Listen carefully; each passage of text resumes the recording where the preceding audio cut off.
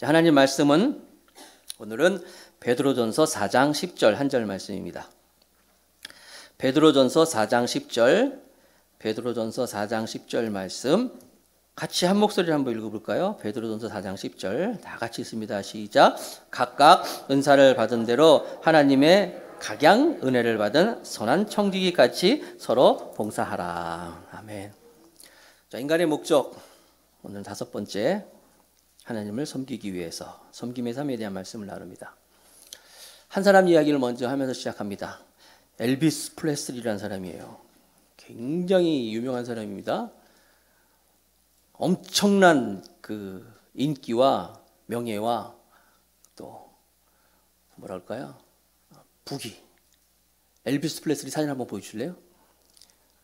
저 양반이 엘비스 프레슬리인데 다행히 나올 줄 알았다 내가 이렇게 나랑 비교하면 안 되는데 엄청나게 잘생긴 분이에요. 노래도 잘하고 저분이 이제 1977년도에 돌아가셨어요. 그때 나이가 42살이었는데 77년도에 돌아가시기 전에 1973년도에 우리나라에서 저 엘비스 프레슬리가 하와이에서 라이브 공연하는 거를 텔레비에서 생중계를 했어요. 그 당시에는 인터넷도 없을 때고 스마트폰도 없을 때였는데 얼마나 유명하면은 그냥 1973년 우리나라에까지 저 공연하는 거를 텔레비에서 보여줬어요. 굉장히 유명한 사람이고 돈과 명예와 부귀를 한 손에 쥐고 있던 분이었죠. 비행기가 3대, 차가 아닙니다. 비행기가 3대, 2대의 캐딜락, 롤스로이스도 한 대 갖고 있고 지프도 갖고 있고 또 심지어 버스도 갖고 있어요. 버스에 온갖 걸 다 비치해놓고 움직일 때 그 버스를 타면서 이렇게 움직이고, 이분이 리무진을 타고 다니는데 이 리무진은요 뭐 엄청나게 그 안에 모든 게 다 금속은 다 금으로 도금을 해가지고 뭐 전화기, 텔레비, 에어컨, 냉장고 모든 걸 다 금을 입혀가지고 이렇게 꾸며가지고. 절 보여주세요. 이제 그만 보여주시고. 그런 분인데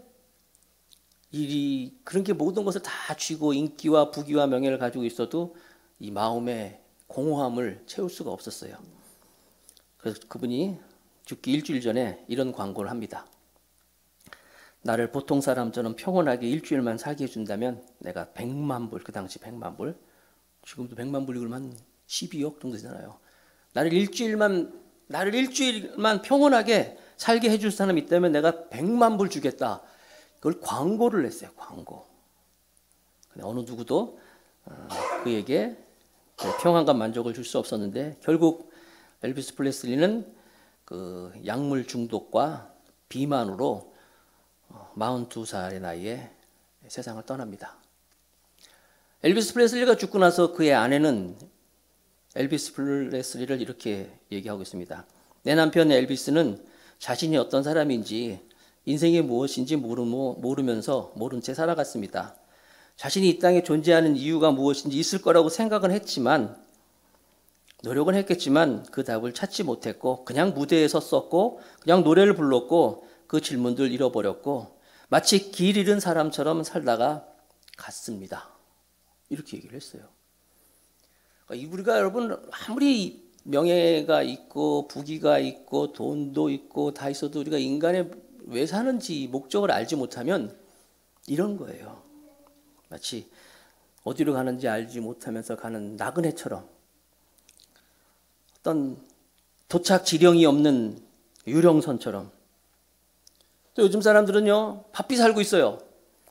마라톤 뛰어봐서 아세요 여러분? 마라톤이요 텔레비를 볼 때는 마라톤이 뭐 49.195라 그래서 이제 긴 거리기 때문에 사람들이 천천히 뛰겠다 생각하지 마세요. 제가요 마라톤 한번 여기 그 우리 인천 그 무슨 그 아시안 게임도 있고 그럴 때 마라톤이 뛴다 그래서 거기 하면 서 봤거든요. 이렇게 지나가는 거 보려고요. 이야, 마라톤 뛰는 사람들도 텔레비전 천천히 뛰는 거 같죠? 순식간에 지나가더라고요. 얼마나 빨리 뛰는지 몰라요. 굉장히 빨리 뛰어요. 그런데 마라톤을 뛰어요. 열심히 뛰어. 그런데 목적지가 없어. 얼마나 한심해요? 열심히 뛰어 막 굉장히 뛰는데 목적지가 없이 그냥 막 뛰어. 이게 남 얘기가 아니에요. 사람들이 지금 열심히 살고 있어요. 아침 일찍부터 밤늦게까지 막 열심히 살고 있는데 왜 살아? 몰라. 그냥 열심히 살고 있어요. 이것이 우리의 모습이 아닌가. 그래서 지금 계속 인간의 목적에 대해서 말씀을 나누고 있었어요. 인간의 목적을 알려면 우리를 통해서는 알 수 없다. 하나님을 통해서 알 수 있다. 성경을 통해서 알 수 있다. 그리고 인간의 왜 하나님께서 창조하신 목적 첫 번째가 하나님을 사랑하는 것이다. 그 예배라 그랬잖아요. 하나님을 사랑하는 것. 예배. 예배는요, 하나님을 사랑하기 때문에 하나님께 드려지는 거예요. 온전히 우리의 마음과 뜻과 정성과 다해서 이 하나님을 바라보는 거예요. 혹시 이 가운데서 오늘 예배 시간에 은혜 많이 받아야지, 오늘 또 하나님의 위로를 받아야지, 내가 어떤 힘을 얻어야지, 이렇게 예배를 드리신다고 한다면, 만약에 그렇게 못하면, 은혜를 못 받으면, 위로가 안 되면 실망하잖아요. 그게 아니라 하나님을 바라보고 하나님께 예배하고 내가 하나님께 드린다 하면서 나올 때 뜻하지 않은 하나님의 큰, 정말 생각지도 못한 하나님의 은혜를 주시고 하나님이 기쁨을 주신다는 거예요. 그래서 예배를 절대 놓치면 안 돼요. 두 번째는 하나님, 우리는 가족으로 다 불렀다 그랬어요. 이 세상에 많은 사람이 있지만 다 하나님의 가족이 아니라 거듭난 사람, 예수님을 나의 주로 고백한 사람들만이 하나님의 가족이 될 수 있다. 그 가족들이 모여서 나누는 것이 교제인데, 펠로십이라는데, 이 펠로십은 차 마시면서 잘 있었어, 잘 지냈어, 이런 교제가 아니라, 이 교제는 어떤 거라고 했어요? 정말 지체처럼 서로 희생하고 헌신하고, 하나님도 우리와 교제하기 위해서 당신의 아들을 십자가에 못 박으면서, 당신의 아들을 십자가에 죽으면서까지 하나님 우리와 교제하셨어요. 그것처럼 우리도 하나님의 가족으로서의 교제는 서로 헌신하고 서로 희생하고 이런 것이다. 그리고 지난번에 하나님께서 우리를 창조하신 목적 세 번째는 그리스도를 닮는 거라 그랬어요. 하나님은 우리를 그리스도를 닮게 하는 이 계획을 포기하지 않으신다 그랬어요. 그래서 이 하나님께서는 우리를 그리스도를 닮게 하기 위해서 고난을 주시고 시험까지도 하나님께서 또 사용하시고 또 학대를 통하여서 그리스도를 닮게 한다. 기억나시죠? 고난이 올 때 우리는 그래서 항상 고난이 오면 그 고난을 통하여서 하나님을 더욱더 신뢰해야 된다. 하나님은 또 우리의 삶 가운데 유혹이 있어요. 시험이 있어요. 그 시험까지도 하나님을 이용해서 그리스도를 닮게 하는데, 그때 우리는 더욱더 하나님의 말씀을 선택하고 정말 예배하고 하나님 중심으로 더 가까이 가야 된다. 그리고 학대가 있습니다. 어려움이 있습니다. 예수님께서 학대를 많이 당하셨지만 그때마다 예수님은 용서하셨어요. 그래서 우리는 학대를 통하여서 내가 억울하지만 용서를 해야 된다. 그것이 그리스도를 닮는 것이다. 이런 말씀을 함께 나눴습니다. 자, 오늘은 네 번째, 우리를 창조하신 하나님의 목적 뭐냐면 섬기기 위해서, 섬김을 위해서. 그래서 오늘은 섬김에 대한 얘기를 이제 함께 나눕니다. 에베소서 2장 10절 말씀을 보겠습니다. 신약성경 에베소서 2장 10절 같이 한번 읽어봅시다. 시작. 우리는 그의 만드신 바라 그리스도 예수 안에서 선한 일을 위하여 지으심을 받은 자니, 이 일은 하나님이 전에 예비하사 우리로 그 가운데 행하게 하려 하심이니라. 그리스도 예수 안에서 선한 일을 위하여 지으심을 받았다. 그런데 이 선한 일이 무엇이냐? 바로 이거 섬김인데, 이 섬김이 어떤 거냐면 그냥 우리가 사람들, 불쌍한 사람 보면 아유 내가 좀 저 사람 섬겨야 되겠다, 도와주고 좀 이렇게 챙겨주고, 그게 아니라, 물론 그것도 섬김에 포함되지만 진정한 섬김은 뭐냐면, 진정한 섬김은 영혼 구원이에요. 또한 우리가 하나님은 안 보이잖아요. 보이지 않는 하나님을 어떻게 섬기냐면 바로 내 옆에 있는 주위에 있는 사람들을 섬기는 모습을 통하여서 우리가 하나님의 목적을 이룰 수 있는 것이다. 엘비스 프레슬리, 그가 얼마나 많이 벌었느냐, 얼마나 많은 인기를 가지고 있었느냐, 그가 얼마나 많은 사람들의 사랑을 받았냐, 이게 중요한 게 아니었어요. 엘비스 프레슬리는 내가 왜 사는지, 정말 얼만큼 하나님의 목적을 이루어갔냐, 이게 더 중요한 건데 그것을 알지 못하니까 그는 공허한 거예요. 저와 여러분들이 하나님께서 우리에게 주신 많은 재능이 있어요. 각각 다 재능이 다 있어요. 다 있습니다, 여러분. 재능은 다 있어요. 심지어 우리나라에 그런 말도 있잖아요. 속담에 군뱅이도 구르는 재주가 있다. 제가 청년 시절 때 이렇게 몸 동작으로 이렇게 표현해가지고 이렇게 전달하는 그런 게 있었어요. 지금도 안 잊어먹네. 그 예문. 군뱅이도 구르는 재주가 있다. 그걸 표현하기 위해서 정말 제가 1번 타자였는데 정말 힘들었어요. 그래서 땅을 막 굴러도 보고 했지만 결국 못했는데, 다 재주가 있어요. 다. 근데 그 재주 모든 걸 다 주셨는데 다 있는데 왜 주셨냐? 그걸 가지고 하나님이 내게 주신 그 재능을 가지고 돈 많이 벌어라. 하나님이 내게 주신 그 재능을 가지고 자식 잘 가르쳐 가지고 성공시켜라. 하나님이 내게 주신 재능을 가지고 결혼 잘하고 잘 살아라. 이게 아니에요. 뭐냐면 바로 섬김이라는 거예요. 하나님을 섬기기 위해서 우리가 지음받았는데 하나님은 눈에 보이지 않는 그 하나님을 어떻게 주위에 있는 사람들을 잘 섬김으로써 하나님의 목적을 이룰 수 있다고 말씀하고 있는 거예요. 그래서 요한복음 15장 16절에 보니까 너희가 나를 택한 것이 아니요 내가 너희를 택하여 세웠나니 이는 너희로 가서 다 같이 과실을 맺게 하고 또 너희 과실이 항상 있게 하여. 이 과실이 뭐예요? 이게 섬김이에요. 베풀며 살아가는 거예요. 요한복음 15장 8절 말씀에 너희가 과실을 많이 맺으면 내 아버지께서 영광을 받으실 것이요 너희가 내 제자가 되리라 말씀하고 있어요. 다 은사가 있습니다. 베드로전서 4장 10절. 그래서 오늘 본문 말씀 베드로전서 4장 10절 말씀 같이 읽었잖아요. 처음에 각각 은사를 받은 대로 하나님의 각양 은혜를 맡은 선한 청지기 같이 서로 뭐하라? 봉사하라. 서로 섬겨라. 봉사하라. 여러분 지난번에 우리 청년들하고 큐티 세미나 하면서 예수님의 3대 사역 얘기했어요. 굉장히 중요한 거. 성경의 공간복음에 보면은 예수님의 하신 일, 공간복음에 곳곳에 예수님이 하신 일이 세 가지로 나타나는데 3대 사역이야. 예수님의 3대 사역. 가르치는 일. 그렇죠? 그리고 천국 복음을 전하시는 일. 전도와 선교, 복음 포함되고 자신에게 오는 모든 사람을 다 고치셨다고 그랬어요. 치유하는 것. 이게 예수님의 3대 사역이에요. 가르치고 복음 전파하는 것, 전도와 치유가. 그런데 예수님이 이 3대 사역을, 이 세 가지 일을 떠나시면서 이걸 누구한테 맡겼느냐? 누구한테 이 사역을 맡겼느냐? 바로 교회에 맡겼다는 거예요. 교회에. 그러면서 교회에서 해야 할 일은 크게 세 가지. 가르치는 일. 설교도 이것도 가르치는 거 포함되는 거예요. 여러 가지 교육이라든지 다. 전도. 이건 뭐 기본이죠. 선교, 전도. 그리고 힐링. 치유하는 거. 교회에 오는 모든 사람들은 다 하나님을 통해서 말씀을 통하여서 예배를 통하여 믿음과 신앙을 통하여서 내가 치유받고 또 몸도 치료받고 다 이게 교회가 할 일인데 그래서 이 사역의 측면에서 봤을 때 성경적인 교회관은 이런 거예요. 우리가 다 교회라는 거예요. 저와 여러분 한 사람 한 사람이 다 교회입니다. 믿으십니까? 다 교회예요. 우리가 한 사람 한 사람이 교회.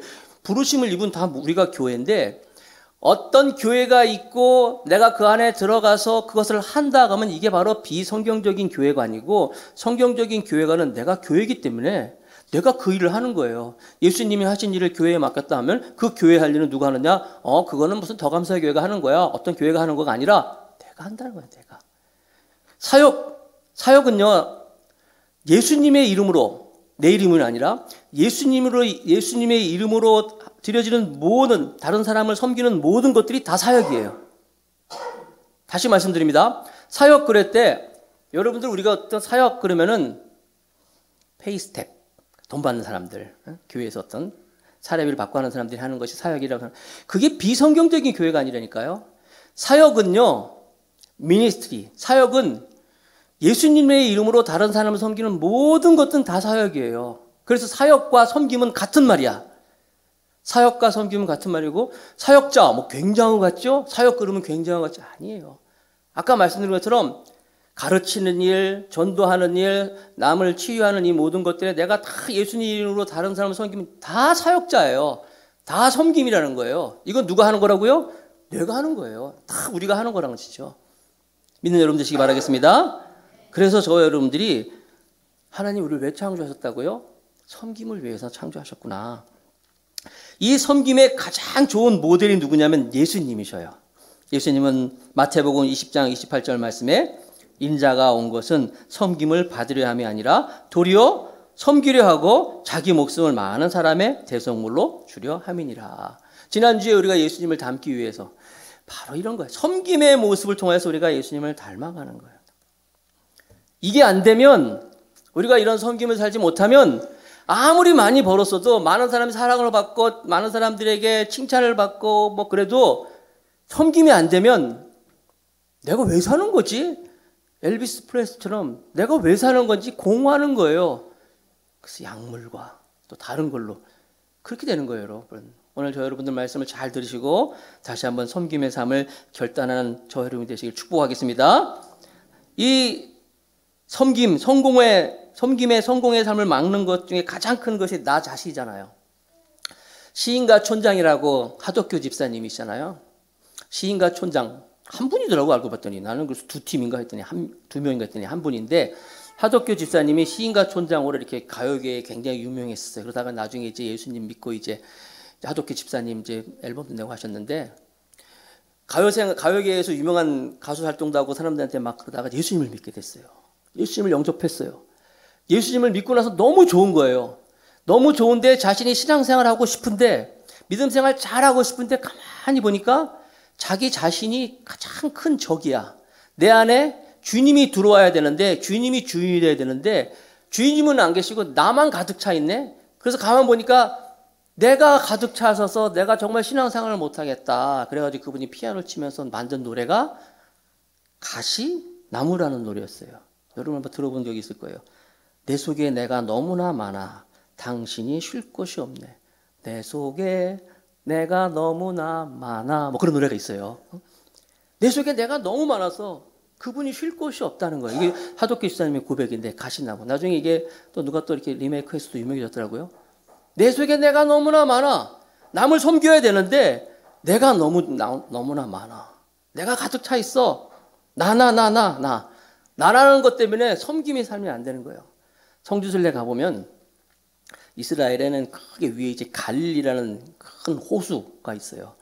호수인데 너무나 커가지고 사람들이 바다라고 해. 갈릴리 바다라고. 디베랴 구약시대 구약성경에 디베랴라고도 나오는데 바다라고 할 만큼 굉장히 큰 그게 있어요. 호수가 있어요. 사실은 호수예요. 육지 가운데 있는데, 이 갈릴리는 위에 헬몬산서부터 이제 물이 계속 내려와가지고 이제 물을 받고 그 물을 이제 요단강을 통해서 밑으로 쭉 내려보내요. 들어오고 나가고 굉장히 넓고 깨끗하고 좋아요. 성지순례 가면은 이 갈릴리에서 유명한 고기가 있는데 베드로 고기라고 있어요. 베드로 고기 아주 맛있어요. 그냥 막 튀겨서도 주고 막 이렇게 주는데 꼭 먹어보시기 바랍니다. 아멘 하신 분은 갈 거예요.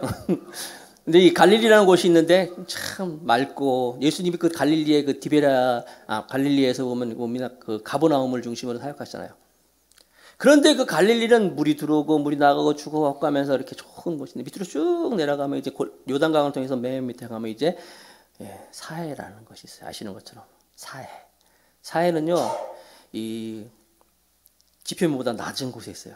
그래서 계속 물이 들어오기만 해. 나가는 곳이 없어요. 그러다 보니까 여기는 계속 고요만 있어요. 아무런 물고기가 살지가 않아요. 그래서 이름 자체도 사해, 죽음의 바다라는 거예요. 사해. 우리가 남을 섬기지 못하고 계속 받기만 하고 그러면요, 우리 인생은 사해가 되는 거예요. 아무도 살지 못하고 아무것도 살지 못하는. 저 여러분들은 섬김의 삶을 통하여서 나눠주고 베풀 수 있는 우리 모두가 되길 바라겠습니다. 헬렌 켈러가 그런 얘기를 했잖아요. 인생은 행복하는 것이다. 헬렌 켈러. 눈도 안 보이고 그다음에 말도 못하고 귀도 안 들리는 삼중고를 겪고 있는 이 여인이 인생은 행복한 것이다 라고 얘기하면서, 그런데 남을 위해서 살 때 더 가장 행복하다 이런 말을 했어요. 오늘 저와 여러분들이 섬김의 삶을 결단하는 우리 모두가 되길 바라겠습니다. 자, 그렇다면 어떻게 하면 잘 섬길 수 있을까? 첫 번째, 섬김의 마음의 준비라는 거예요. 섬김의 마음의 준비. 자, 오늘 본문, 오늘 이제 말씀, 마태복음 20장 30절, 32절까지 말씀 제가 한번 읽어볼게요. 소경 둘이 길가에 앉았다가 예수께서 지나가신 다음을 듣고 소리질러 가로되, 주여, 우리를 불쌍히 여기소서. 다윗의 자손이여 하니 무리가 꾸짖어 잠잠하라 하되 더욱 소리질러 가로되, 주여, 우리를 불쌍히 여기소서. 다윗의 자손이여 하는지라. 이에 보세요, 예수께서 머물러 서서 저희를 불러. 예수께서 머물러 서서 저희를 불러. 예수님이 막 바삐 가고 있었어요. 어떤 목적지가 있었어요. 예수님도 열심히 막 가고 있었어요. 근데 가는 도중에 보니까 소경 둘이 예수여, 다윗의 자손이여, 우리를 불쌍히 여기서 소리 질렀어요. 예수님 막 바삐 가고 있어요.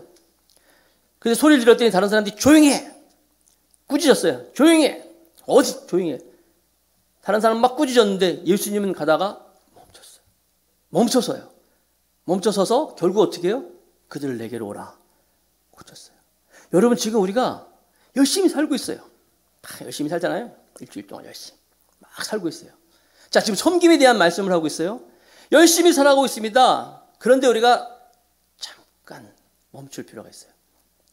열심히 뛰어가고 있습니다. 달려가고 있는데 잠깐 멈춰서 한번 옆에 볼 필요가 있어요. 예수님도 지금 열심히 가셨어요. 가시다가 머물러 서서 보시는 거예요. 보세요 한번. 우리도 지금 신앙생활 하죠? 교회생활 하잖아요.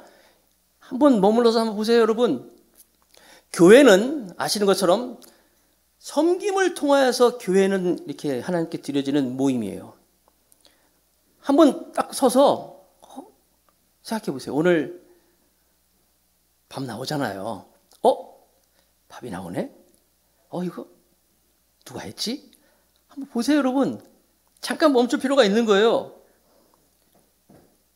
교회에 여러분 우리 아무 생각 없이 막 쓰레기통에 버리고 휴지 버리잖아요. 누군가가 그거를 다 걷어서 분리수거를 다 해서 갖다가 다 버리는 사람이 있어요. 한번 생각해 볼 필요가 있어요. 한번 생각해. 우리는 내가 예배 드려주는데 예배 드려줘서 예배는 것도 대단해요 물론. 그러나 한번 생각해 볼 필요가 있어요. 잠깐 멈출 필요가 있다는 거예요. 너무 큰 거 생각하지 마시고 대단한 거 필요 없어요. 그냥 잠깐이라도 이 섬김에 대한 마음을 갖는 게 중요해요. 거기서 예배 드리고 내가 신앙생활 것도 대단한 거 맞아요. 그래도 섬김에 대한 설교가 있잖아요. 제가 여러분 이런 얘기 계속 안 합니다. 섬김의 얘기하니까 오늘만 하고 안 할 거예요 이제. 다 섬김을 통해서 이루어지는 거예요. 나중에 하면 되지. 잠언 3장 28절, 잠언 3장 28절 보니까 내게 있거든 이웃에게 이르기를 갔다가 다시 오라. 내일 주겠노라 하지 말며. 내일 주겠다 이렇게 말하지 말라는 거예요. 정말 큰 거 너무 생각하지 마시고 조그만 것부터라도 섬김? 조그만 것도 생각해 볼 필요가 있다는 거예요. 섬김의 마음을 가지고 위대한 것, 하찮은 거라도 여러분 조그만 거라도 우리가 섬김에 대한 마음을 갖는 게 중요해요. 섬김을 방해하는 것이 크게 세 가지가 있는데 첫째 뭐냐면 아까 처음에 제가 말씀드렸죠. 나라는 거 있잖아요. 나. 하도교 집사님도 나 중심으로 생각하는 이 나 중심의 생각이 사실 이 섬김을 굉장히 방해합니다. 제가 이 세 가지를 뽑을 때 절대로 여러분들을 대상으로 한 거 아닙니다. 여러분들을 대상으로 생각해서 한 게 아니라 저를 놓고 생각해 볼 때 섬김의 삶을 살 때 이게 참 방해가 되었구나. 나 중심의 마음이 있을 때 섬김이 잘 안 돼요. 뭐 할 때 나 중심으로 생각하면 귀찮거든. 나 중심으로 뭘 하면 참 이게 힘들거든. 제가 만약에 여러분 호텔 같은 데 가보면 그 호텔에 가면 여러분 문 앞에다 이렇게 걸어놓은 고리가 있어요. 한번 보여줄래? Do not disturb라고 있는데 이게 뭐예요? 귀찮게 하지 말아라. 들어오지 말아라. 나 푹 자고 싶으니까 들어오지 마. 청소도 하지 마세요. 이렇게 딱 걸어놓은 거잖아요. 아시죠? 그런 거? 제가 만약에 제 목양실 앞에다가 저런 거 딱 걸어놓고 기도 중 아니면 설교 준비 중 이렇게 해서 딱 걸어놓으면은 여러분 어떡하겠어요? 못 오지. 왜 걸어놨겠어요? 들어오지 말라는 거 아니에요. 그렇죠? 그만 보여주시고. 네. 들어오지 말라는 거 아니에요. 성도가 지금 목사님 만나야 되는데 드릴 말씀 있는데 나 기도 받아야 되는데 목사가 딱 걸어놨어. 그러면은 나 지금 설교 준비인데 나 지금 기도 중인데 중요한 거지. 나 입장에서 봤을 때는 그러잖아요. 그 성도는 지금 급한데 목사님 만나야 되는데 지금 설교 준비 중이네. 기도 준비 중이네. 여러분 저는 절대로 그런 거 안 걸어놓습니다. 아시죠? 있지도 않아요 여러분. 김용규 목사는 항상 anytime okay입니다. 언제든 들어와도 괜찮은 거예요. 정말입니다 여러분. 안 들어와서 왜 안 들어오나 모르겠어. 목사님 무서운가? 제 방에 잘 들어오는 사람이 있어. 누군지 알아요? 물론 우리 사모는 자주 오겠지만 성도 중에서 제일 잘 들어오는 사람이 누구냐? 꼬맹이들. 우리 교회 학교 아이들은요 제 방에 아무 때나 막 들어옵니다. 들어와서는요 그냥 냉장고 문 열고 막 이거 맛있는 거 있네. 목사님 이거 피자 500 먹어도 돼요? 막 먹고 그래요. 아이스크림도 막 끓여 뭐 있으면 막 끓여 먹고 막 그래요. 근데 걔들한테 뭐라고 안 그래요. 나 중심으로 생각하면은 아무것도 못해요. 저를 예를 들어 하는 거예요. 나 중심으로 하면은 아무것도 못해. 목사님, 저요 정말 나중에 제가 다 잘 되면, 일이 다 잘 되면 그때 가면 열심히 잘 해드릴게요. 정말 모든 내가 지금 하고 있는 일이 잘 되면 목사님 마음에 쏙 들도록 제가 하겠습니다. 평생 못하는 거 아시죠, 여러분? 네? 평생 못합니다. 좀 많이 봤어요, 지금까지. 그러니까 이게 여러분, 나 중심, 또 어떤 완벽주의, 잘 되면 완벽주의. 여러분, 우리의 섬김의 조건이 일이 아니에요. 우리의 섬김의 조건은 하나님이 날 구원해 주시고 예수님이 날 위해 돌아가시고 너무나 감사해서 감격해서 그게 우리의 동기가 되는 것이지, 일이 잘 되기 때문에 모든 것 다 풀리기 때문에 완벽하게, 그런 거 기대하지 마세요.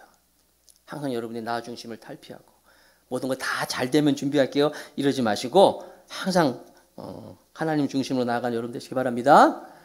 그래서 여러분, 목사님 설교 준비 걱정하지 마세요. 설교는 지가 알아서 하는 거지, 그죠? 뭐 밤새고 하든지 아니면 하면 되는 거지. 기도 꼭 그렇게 많은 시간 중에서 꼭 내가 찾은 그 시간에 기도할 필요가 뭐가 있어요, 그렇죠? 그 여러분들이 항상 나 중심을 탈피하시기 바랍니다. 제 얘기하는 거예요, 아셨죠? 또 항상 사람들이 아까도 말씀드린 것처럼 섬김을 방해되는 나 중심으로 또 완벽주의가, 또 물질주의. 마태복음 6장 24절에 보니까 한 사람이 두 주인을 섬기지 못할 것이니 혹 이를 미워하며 저를 사랑하거나 혹 이를 중히 여기며 저를 경히 여김이라. 다 같이 너희가 하나님과 재물을 겸하여 섬기지 못하느니라. 돈에 대한 목적을 가지고 있으면요 절대로 섬기지 못해요. 그리고 돈이라는 것은 아무리 많이 가지고 있어도 만족하지 못해요. 섬김의 삶을 들 수가 없어요. 자그마한 거지만 아까도 말씀드렸지만 완벽하게 하지 않더라도 작은 거라도 드리고 섬기는 게 중요한 거예요. 미국 교회에, 그러니까 여러분들 많은 시간을 들이서 생각하지 말고 단 5분만이라도 내가 섬겨야 되겠다. 처음에 섬김의 마음인 것처럼 내가 5분만 잠깐 멈춰서 보면서, 보이면 여러분들이 아무것도 아닌 것 같지만 지나가다 저 휴지 하나 보이잖아요. 그것도 하나님이 주시는 마음이에요. 줍는 것 작은 것 같지만 그 작은 섬김이 이게 또 큰 결과를 낳을 수 있는 거예요. 나중에 말씀드리겠지만 미국 한인교회에는 그런 얘기가 있어요. 많은 시간을 하나님 옆에 섬길 생각하지 말고 5분만 섬겨라. 그리고 많은 돈을 들려고 생각하지 말고 5분만 이렇게 표가 있더라고요. 5불 뭐예요? 5불. 5달러. 5달러면 10,000원도 안 되잖아요. 5,000불을 들여 생각하지 말고 5불만 이렇게 섬겨봐라. 워낙 안 하니까 이렇게 조그만 것부터 시작하라는 거예요. 나는 우리 더 감사하게 여러분들도 오늘만 얘기하는 거예요. 다음부터 이런 얘기 안 합니다. 섬김에 대한 지금 섬김이 나오는 거예요.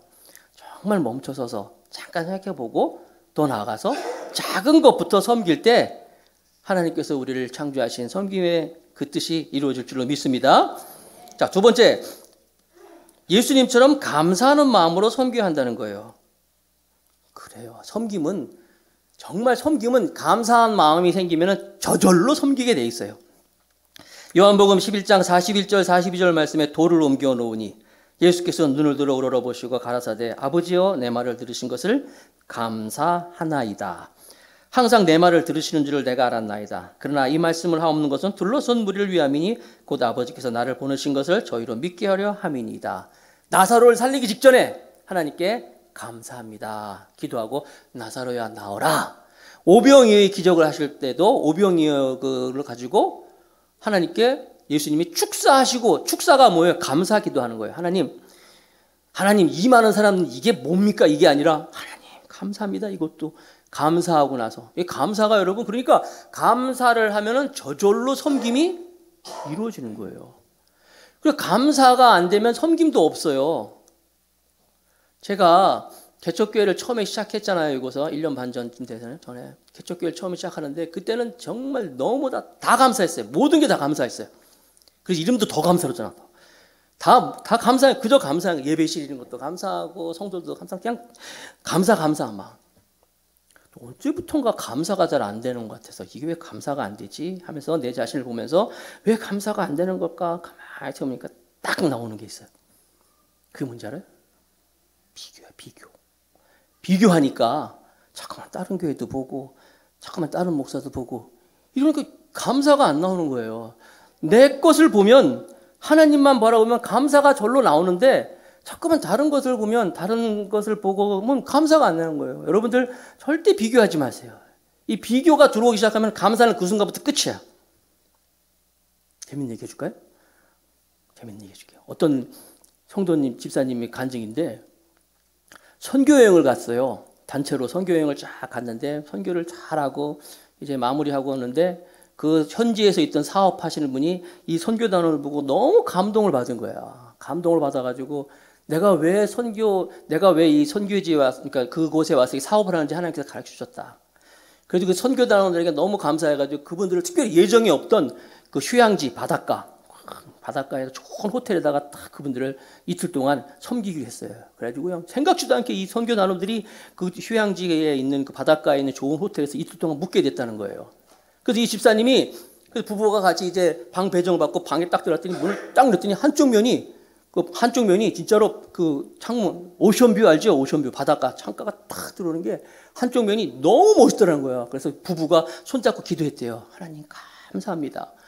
우리가 신혼여행도 이런 곳에 못 왔는데 이렇게 하나님 선교했더니 하나님께서 좋은 곳에 여행을 주셔서 너무너무 감사합니다. 하나님께 감사 기도했대요.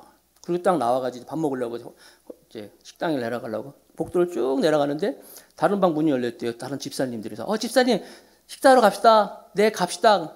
이 방은 어떻게 생겼지? 한번 볼까? 네 들어오세요. 들어갔더니 이건 한쪽 면이 아니라 전면이 로션 뷰가 그냥 전면이 쫙 열렸더래요.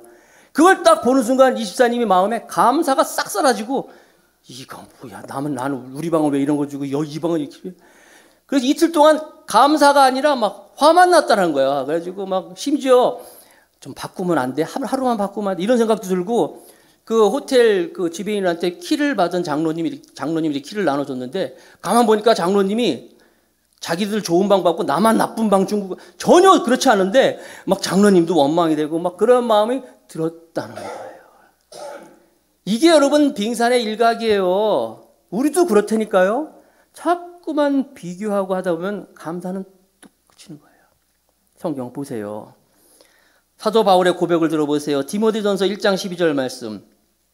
나를 능하게 하신 그리스도 예수 우리 주께 내가 감사함은 나를 충성되이 여겨서 내게 직분을 맡기심이니. 사도 바울 아시죠? 그렇게 매를 맞고 감옥에도 갇히고 배가 파손되고 채찍에 맞고 뭐 얼마나 고생을 많이 했지만 사도 바울은 내가 감사한 것은 하나님이 내게 충성되기 위해서 직분을 맡겨주셨다는 거예요. 그죠? 내게 이런 직분을 주셨고 나를 이렇게 그게 감사하니까 그렇게 충성하는 거예요. 그러니까 감사가 섬김이에요. 감사.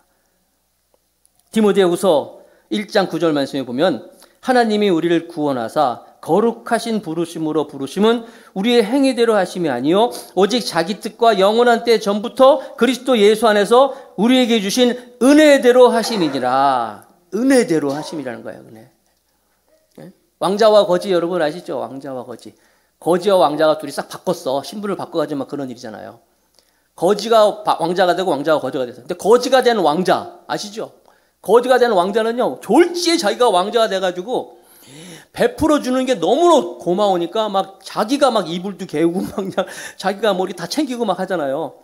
막 자기가 안 해도 되는데 자기가 막 다 하잖아요. 왜? 자기 거지였는데 거지가 이런 대접을 받으니까 좋으니까 막 이렇게 막 하잖아요. 우리도 그런 거예요, 여러분. 감사하면 하나님이 내게 부으신 은혜에 감사하고 하나님이 나를 사랑하시고 예수께서 나를 위해 죽으신 십자가를 생각하면 섬김은 그냥 나오는 거예요. 그냥 섬길 수 있는 거예요. 그러나 우리가 섬기지 못하잖아요. 왜? 아까 드린 것처럼 비교하고 나만 보고 하기 때문에 그런 거예요. 하나님 바라보면서 저와 여러분들이 감사의 마음으로 섬길 수 있는 우리 모두가 되기를 바라겠습니다. 데살로니가전서 5장 18절 말씀 보면 범사에 감사하라. 이는 그리스도 예수 안에서 너희를 향하신 하나님의 뜻이니라 말씀하고 있는 거예요. 제가 우리 집사람한테 여보 물 한 컵만 주실래요? 그러면 우리 네 하면서 만약에 가지고 오면서 말이야 그냥 찬물 먹으면 또 안 되니까 따뜻한 물도 섞어가지고 미지근하게 잘해가지고 맛있게 드세요. 그러면은 얼마나 제가 먹으면서도 감사하고 황송하겠어요. 당신은 손이 없어? 당신도 먹으면 되지? 이러면 제가 되겠습니까? 섬김은 그런 거예요. 감사한 마음으로. 감사한 마음으로. 아멘. 자, 시간이 빨리 갔네. 세 번째, 어떻게 잘 섬길 수 있습니까? 충성되게 섬긴다는 거예요. 충성한 마음으로. 요한복음 17장 4절 말씀에 아버지께서 내게 하라고 주신 일을 내가 이루어 아버지를 이 세상에서 영화롭게 하였사오니, 하나님께 내게 주신 일이라는 거예요. 충성되이 절대로 그 일을 소홀히 여기지 않고 최선을 다했다는 것이죠. 이렇게 충성하는 것은 고린도전서 15장 58절에 보니까 그러므로 내 사랑하는 형제들아 경고하며 흔들리지 말며 항상 주의 일에 더욱 힘쓰는 자들이 되라. 이는 다 같이 한번 봅시다. 너희 수고가 주 안에서 헛되지 않은 줄을 알미니라. 우리가 드려지는 모든 것이 절대로 헛되지 않다. 하나님은 어떻게든지 갚아주실 거예요. 말씀을 맺을게요. 잠깐 멈춰보세요. 여러분들이 교회를 한번 둘러보세요. 누군가가 섬겼다니까요. 여러분 들어올 때 주보 나눠준 분 있죠? 누군가가 있어요. 그분 이름이 뭔지 아십니까 여러분? 오늘 여러분 건반 피아노 반주하고 또 이렇게 드럼 치시고 다 섬기잖아요. 누군지 아세요? 아, 저분이 누구라는 거 아세요? 여러분 오늘 대표기도 하신 분이 강원도 강릉에서 여기까지 왔어요. 대표기도 하려고 강릉에서 여기까지 왔어요. 여러분 이름은 누군지는 아세요? 공군 상사야. 상사 지금 아세요? 오늘 여러분 일단 내려가면 밥 먹을 거예요. 밥 먹으면 여러분 다 하는 사람이 있잖아요. 잠깐 우리가 멈춰서 누군지 아는가? 여러분들이 정말 그분을 향해서 오늘 청년들이 준비하는데 정말 맛있었어. 최고야. 나눠주신 그분 섬김 보면서 말이야. 피아노 치신 분한테 오늘 예배 섬겨주셔서 감사해요. 오늘 정말 예배 좋았어요. 감사합니다. 그분 기분이 어떻겠어요? 뿅 가는 거예요, 여러분. 작은 것, 큰 거 너무 위대한 거 생각하지 마세요. 그냥 작은 것, 그 작은 섬김이 큰 위대한 일을 낳습니다, 여러분. 로마 시대에 AD 313년에 콘스탄티노플 대제가 기독교를 공인할 때 그 전까지 200~300년 동안 무슨 일이 있었냐면은 초창기 기독교는 90% 이상이 다 노예들이었어. 노예들이 예수님을 믿고 있었어요. 근데 그 노예들이 예수님을 믿으면서 그 종들이 주인을 잘 섬겼어요. 어떻게? 주인을 죽게 섬기듯이 섬겼어요. 주님을 섬기듯이 섬겼어요. 그랬더니 주인 입장에서 보면 다른 종들은 다 있는데 왜 쟤는 저렇게 특별하게 잘하지? 주님을 섬기듯이 하니까 야, 너 어떻게 된 거냐? 너 예수 믿는다 그랬지? 이리 와봐. 예수가 어떤 사람이 한번 들려줄래? 그렇게 접했어요. 그래서 귀족들이 예수님을 믿기 시작했어요. 백부장, 천부장, 장교들이 믿기 시작했어요. 나중에 원로원 사람들도 예수를 막 믿었어요. 그런데 다 쉬쉬쉬 했어요. 왜냐하면 말하면 안 되니까. 그 당시 종교가 황제가 신이니까. 그런데 그것을 알고 있던 콘스탄틴 대제가 어떤 정적인 정적이 있기 때문에 그 정적 앞에서 하나님의 꿈속에서 십자가를 보고 예수님을 바라보면서 원로원에다가 기독교를 공인하겠다 선언을 했을 때 원로원에 있는 모든 사람들이 다 찬성했어. 네, 기독교 공인하십시오. 기독교 좋은 겁니다. 공인해버렸어요. 결국 콘스탄틴 대제는 330년에 기독교를 공인한 것뿐만 아니라 국교화했어. 국교화. 로마 제국의 종교는 기독교화 선포했어요. 어디서 시작됐어요? 조그마한 노예가, 조그마한 종이 섬기는 모습을 통해서 기독교를, 로마의 국교를 만들었어요. 빌리 그레이엄 목사님 자서전을 보니까 거기 보면은 성인들을 대상으로 하는 부흥회가 있었는데 성인들을 대상으로 하는 부흥회에 꼬마 2명이, 어린아이 2명이 이렇게 참석을 했대요. 자리가 없었어. 보통 성인들 모임에 애들 오면 어떡합니까? 애들은 가라 그러잖아요. 저리 가 그러잖아요. 그런데 어떤 한 집사님이 그 아이들을 데리고 가운데까지 와가지고 여러분 사람 다 차 있는데 빈자리 찾기 쉽지 않은 거예요. 그러나 억지 데려가지고 조금만 비켜주세요. 조금만. 얘들아 일로 와라. 앉혔어요. 그 아이가 거기서 예수님을 믿었어요. 그 아이가 바로 빌리 그레이엄 자신이라는 거예요. 그러면서 이름도 알지 못하는 그 작은 그 집사님의 그 섬김이 오늘날 전 세계를 다니면서 복음을 전하는 내가 있게 하였다라고 간증을 했어요. 그 자서전에 나와 있는 얘기예요. 작은 거, 작은 섬김이 나비 효과라 그러잖아요. 작은 섬김이 위대한 하나님의 일을 이룰 수 있는 거예요. 하나님 우리를 왜 창조하셨다고요? 하나님을 섬기기 위하여서. 눈에 보이지 않는 하나님을 어떻게 섬길 수 있나요? 눈에 보이는 주변의 작은 섬김을 통해서 하나님께서 우리를 이 땅에 허락하셨다. 믿고 결단하여 나가는 우리 모두가 되기를 축복하겠습니다. 아멘.